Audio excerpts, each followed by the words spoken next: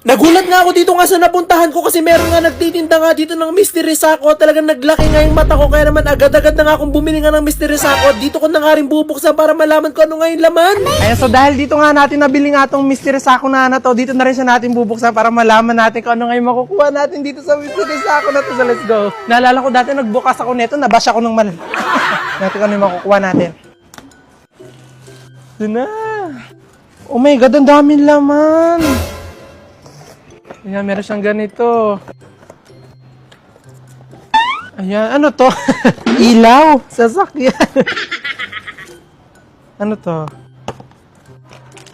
Ayan, ganito. Hindi ko alam anong tawag dito.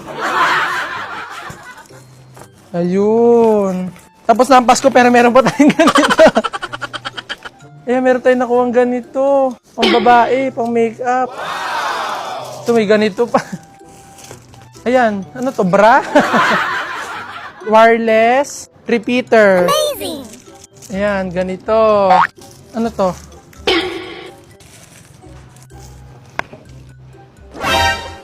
Hala? May kasamang ganito. Legit? Nalaglag siya dito. Oh. Amazing! May ganda. Nalaglag siya. Ayan, grabe.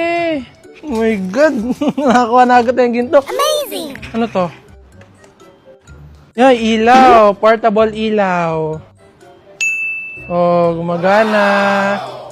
Ano pa to? Yan, may ganito. Hello Kitty. Ayan, may ganito pang mold ng chocolate. Pwede paggagawa tayo ng Dubai chocolate. Ah, may relo. Amazing! Wala. Reading light. Ayun, panlagay dito. Ayan, tapos meron ganito. Ayan, chip. Tapos ilaw. Amazing! Wallet. Oh, magkano ang wallet? Oh, para sa motor. Makeup.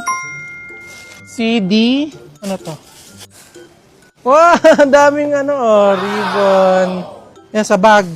Pang happy birthday na balloon. Pang-bake.